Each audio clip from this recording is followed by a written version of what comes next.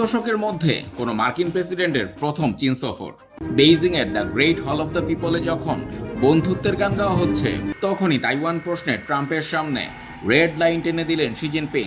স্পষ্ট জানিয়ে দিলেন, তাইওয়ান ইস্যুতে সামান্য ভুল চাল দিলেই সরাসরি যুদ্ধে জড়িয়ে পড়তে পারে দুই পরাশক্তি। বৈঠকের শুরুতেই শি জিনপিং স্পষ্ট করে দেন, তাইওয়ান প্রশ্নটি চীন যুক্তরাষ্ট্র সম্পর্কের সবচেয়ে সংবেদনশীল জায়গা। শির মতে এই ইস্যু মোকাবেলায় ভুল হলে পুরো সম্পর্ক বিপজ্জনক হয়ে পড়বে। এমনকি তিনি থুসিডাইটিস ট্র্যাপ বা উদীয়মান ও প্রতিষ্ঠিত শক্তির যুদ্ধের আশঙ্কার কথাও মনে করিয়ে দিয়েছেন। Can China and the United States overcome the Thucydides trap and create a new paradigm of major country relations? অর্থাৎ তাইওয়ান নিয়ে যুক্তরাষ্ট্রকে কোনো ছাড় দিতে রাজি নয় বেইজিং।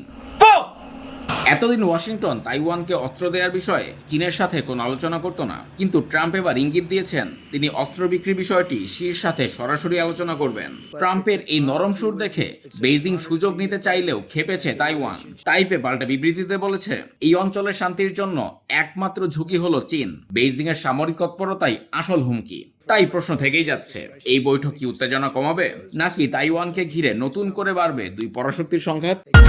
আরে ঈদ লাগছে মনে, খুশির জোয়ার সবখানে, আরে ঈদ লাগছে মনে, বিকাশ পেমেন্ট সবখানে।